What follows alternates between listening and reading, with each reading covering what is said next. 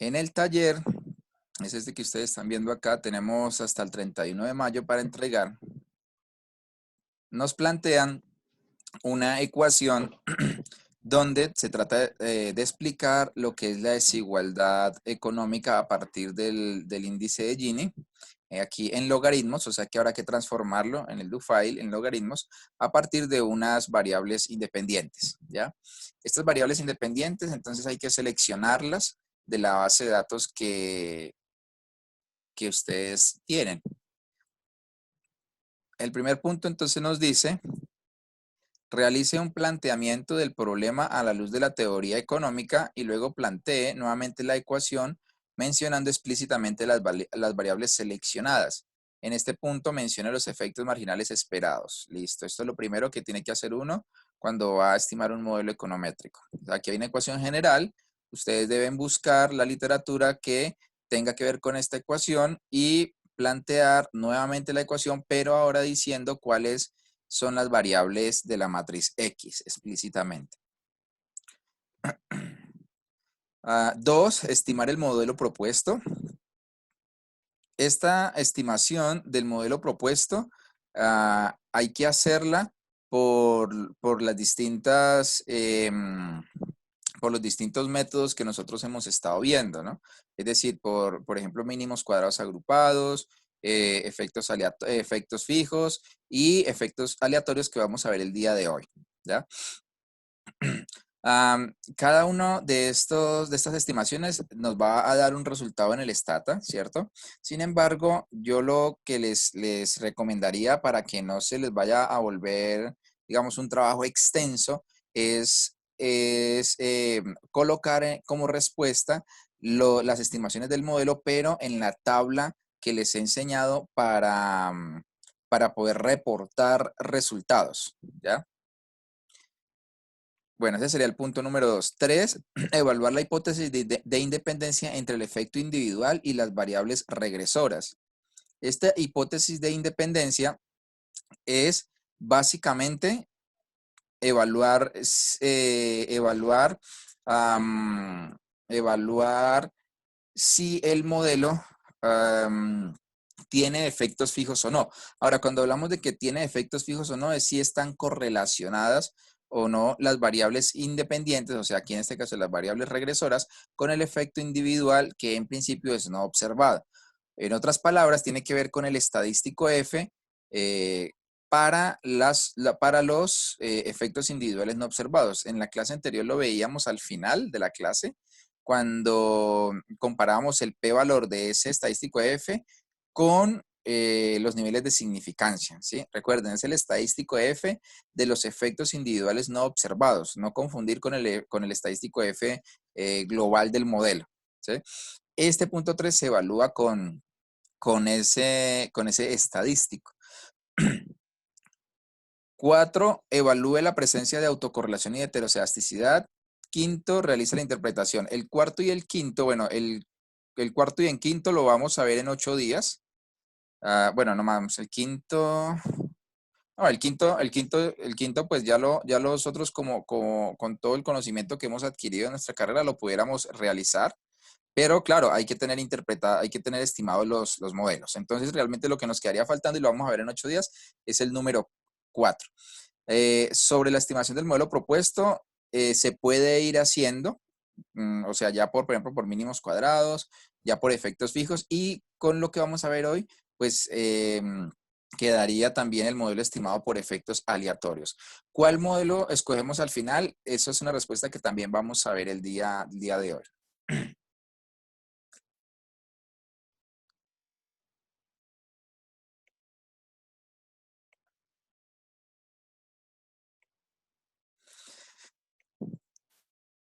Entonces, vamos a ver lo que tiene que ver con el otro método para estimar datos panel, teniendo en cuenta un supuesto diferente a los que hemos visto, ¿sí? Y es esto, miren, pensemos en nuestra ecuación original, ¿sí? Donde nosotros tenemos una variable dependiente que es y y t, se mueven de manera transversal y temporal, Esta pues depende de unas variables independientes o regresoras que están aquí en la matriz X. Está nuestro parámetro teta, que es, beta, que son los que vamos a estimar. Está el efecto no observable, ¿ya? Y están los residuales. Residuales que por la condición de distribución independiente e idénticamente distribuidos con media cero y varianza constante, se conocen como errores idiosincrásicos. Ah, a diferencia del método del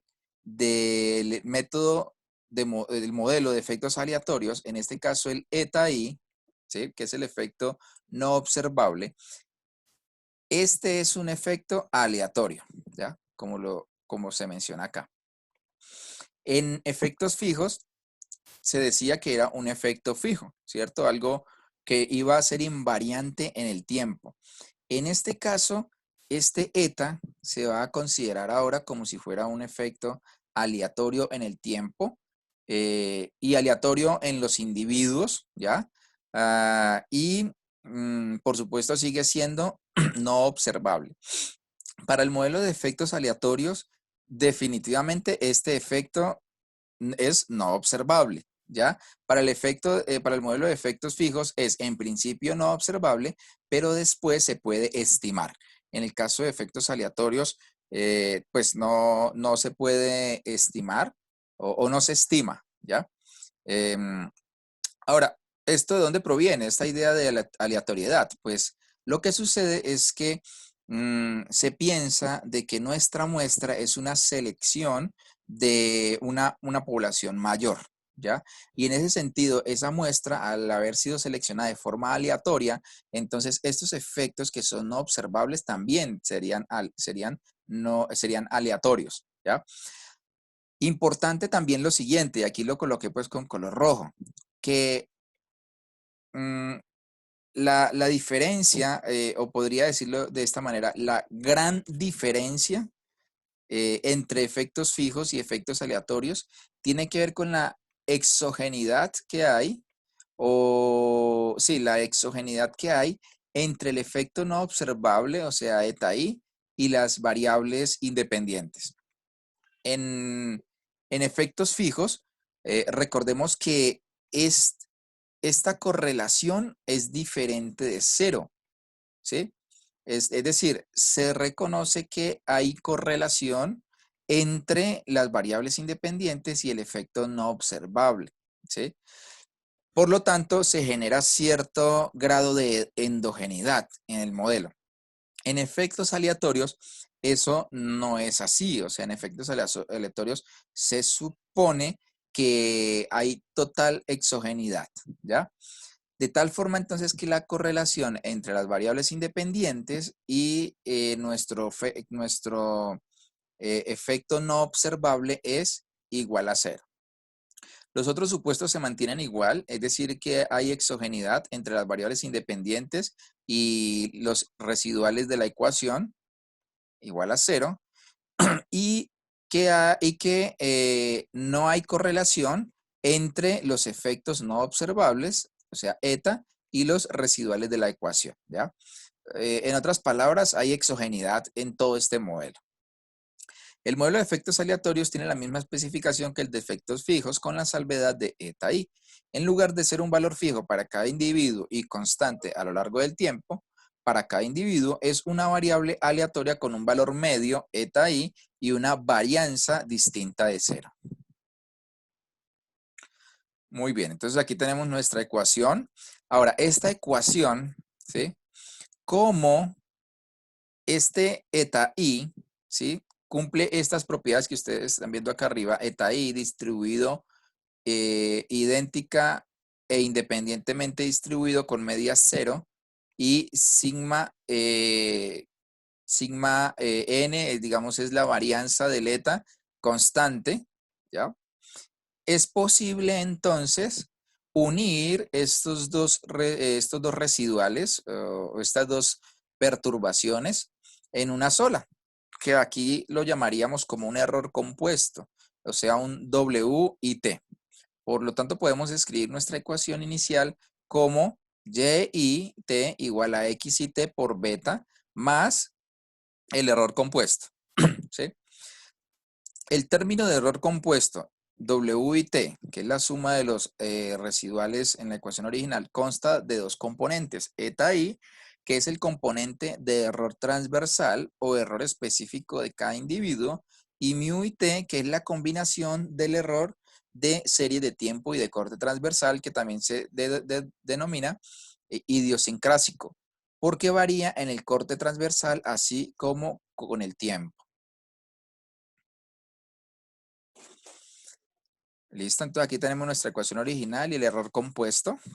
Dado los supuestos de exogeneidad, se tiene lo siguiente, que el valor esperado de W y T es igual a 0. Ah, fijémonos acá, nuevamente vuelvo aquí arriba, en donde eta i y mu i se distribuyen con media 0 los dos. Por lo tanto, el error compuesto de ellos también se distribuye con media 0. Aquí está. Pero que la varianza de este error compuesto es la suma de las dos varianzas de los residuales, ¿ya? O sea, tendríamos la varianza de eta y la varianza de mu, ¿sí? Ahora, se supone que es una varianza homocedástica también, ¿ya? Ahora, miremos aquí algo bien interesante. Sí, ojo acá, miren, sí. Bueno, no, antes de eso más bien. Ah, fijémonos en esta ecuación de arriba. Y y T igual a X y T por beta más W y T. Fíjense en ustedes que esta ecuación que está acá arriba es, es igual a la de mínimos cuadrados. O sea, como cuando uno tenía los betas multiplicados por la matriz X más un error. ¿Ya ven? O sea, aquí no tenemos más componentes que la de la variable independiente, que la de las independientes, los betas y el error, ¿sí? Como cuando uno veía regresión múltiple. Esta ecuación que ustedes están viendo acá, ¿sí? Ah, se puede estimar por mínimos cuadrados, ¿cierto? Agrupados, por ejemplo, con una condición, y es lo que tenemos aquí abajo. En caso de que el sigma eta, sigma cuadrado eta, que es la varianza de eta, o sea, la varianza del efecto individual no observado, sea igual a 0. Porque si es igual a 0, entonces aquí en esta suma, esto sería 0, y la varianza de W y T es igual a la varianza de mu. Y sucede que mu, si vuelvo aquí a la diapositiva con la que inicié, mu se distribuye como un error común y corriente, como el que nosotros veíamos antes, ¿ya? Mu se distribuye idéntica e independientemente con media cero y sigma mu cuadrado. Y si eta i, este eta i, la varianza de ese eta i es igual a 0, entonces aquí tenemos que la varianza del error, W y T, pues es igual a la varianza de mu. De tal forma entonces que el modelo, este que estamos viendo acá arriba, así como está escrito por ser un modelo de mínimos cuadrados ordinarios, pues se puede estimar como mínimos cuadrados agrupados, ¿ya? Y esa estimación daría de forma consistente y eficiente, ¿ya? O sea, sería un modelo bien estimado, con unos betas consistentes y con unos betas eficientes, ¿ya?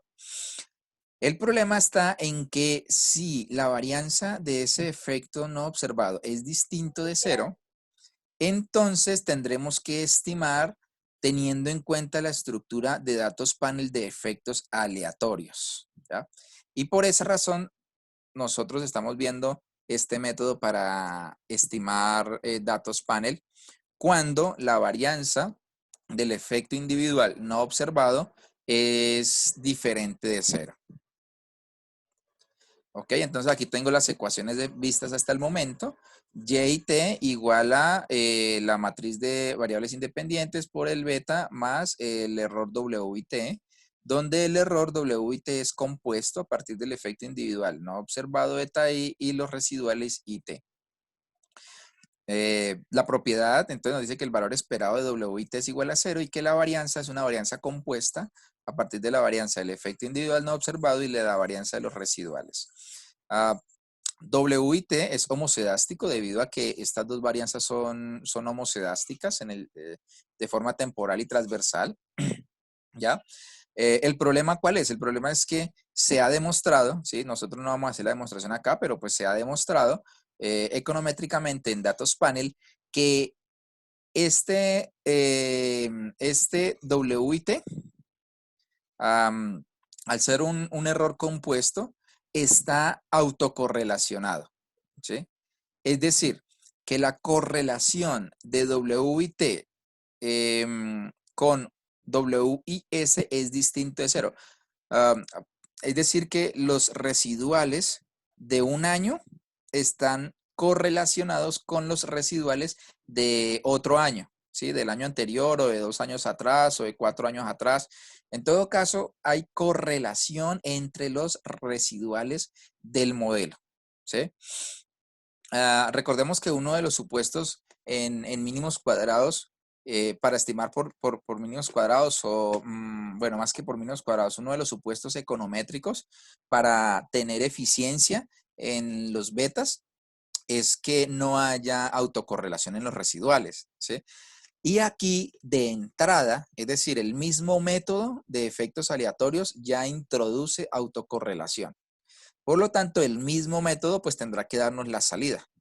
Esa autocorrelación, aquí la mencionamos como ρ, es igual a esta que ustedes están viendo acá. Es igual a la varianza de eta sobre la suma de las varianzas, es decir, sobre la varianza de W y T, ¿sí? Para T diferente de S, es decir, para diferentes periodos. Entonces, teniendo en cuenta este inconveniente de la autocorrelación, ¿sí? Teniendo en cuenta eso, si nosotros estimamos por MCO agrupados, sucede que los resultados van a ser ineficientes, ¿ya? Van a ser totalmente ineficientes. Si estimamos por mínimos cuadrados, van a ser ineficientes, es decir, nuestros intervalos de confianza van a ser amplios y entonces podemos llegar a cometer errores tipo 1 o tipo 2, ¿ya? En ese sentido, tendremos que usar un método, como bien aquí lo vamos a leer, ¿sí? Que se conoce como el método de mínimos cuadrados generalizados factibles. No sé si tal vez ustedes lo recuerden cuando veíamos el supuesto de heterocedasticidad y de autocorrelación, sobre todo el de autocorrelación, el último que hablamos, que fue el de autocorrelación. Decíamos nosotros que una forma de estimar de manera eficiente y consistente era a través del método de mínimos cuadrados generalizados factibles de este Neweight, se me va el otro nombre, del estimador, en donde se corregía tanto por autocorrelación como por heterocedasticidad.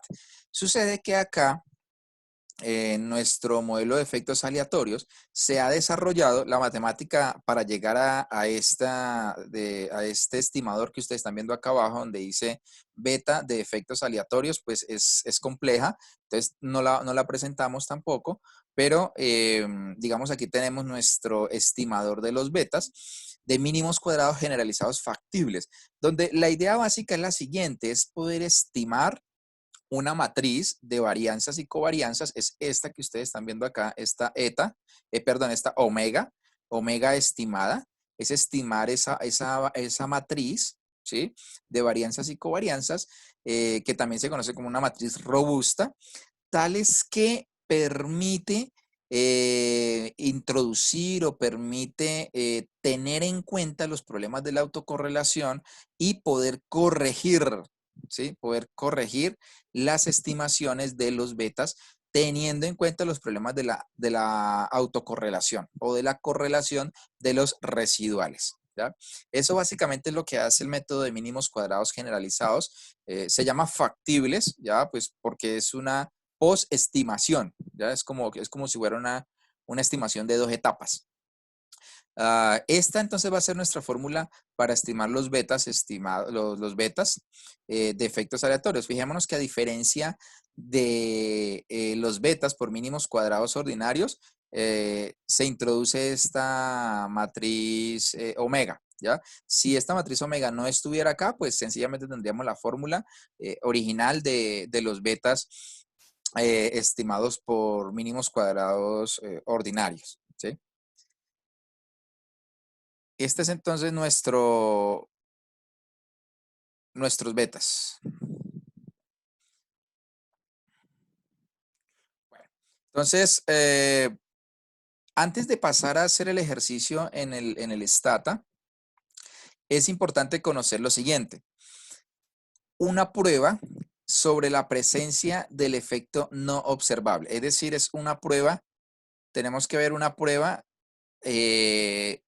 de esto, de que si el eta, si la varianza del eta es igual o no es igual a cero. Recordemos que por esto que expliqué acá, esta diapositiva, nosotros decíamos que si la varianza del eta es igual a cero, entonces se podía estimar por mínimos cuadrados ordinarios agrupados, sin necesidad pues de acudir a este método. Pero si es distinto de cero, entonces debíamos tener en cuenta la estimación por efectos aleatorios, además de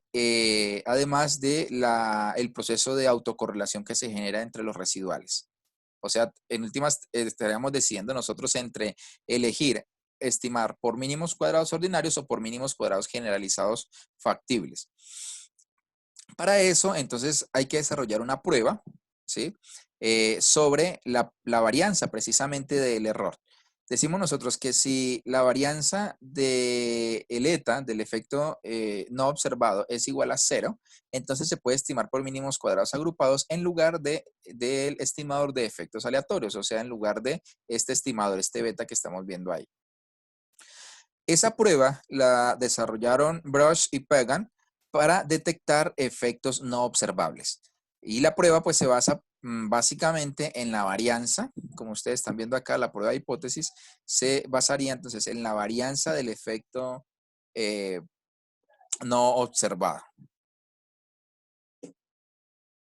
Aquí tenemos la prueba de hipótesis, ¿ya? De donde la hipótesis Dula, HO, lo que nos afirma es eh, que eta i es un término constante, lo que implica que el efecto no observado se puede considerar como una constante sumada al término del error, a mu t, ¿ya? O en otras palabras, la hipótesis nula implica que no hay efectos aleatorios y por lo tanto se puede estimar por MCO. Según la hipótesis nula, la prueba de Bruch-Pagan sigue la distribución chi cuadrado con un grado de libertad, ya que solo se está probando una única hipótesis y es relacionada con este parámetro de varianza. La decisión la podemos tomar con base en el p-valor de la prueba. Listo, entonces vamos a hacer el ejercicio de nuestro modelo que hemos venido estimando, donde queremos explicar el PIB a partir del capital humano, las tecnologías de la información y la innovación, ¿cierto? Y pues aquí tenemos nuestros efectos aleatorios, o sea, en este caso eta i y los residuales de la ecuación. Para esto, entonces vamos a pasar al do file. Bien. Ya casi se va a terminar el tiempo, entonces creo que lo mejor es continuar en el siguiente bloque de grabación.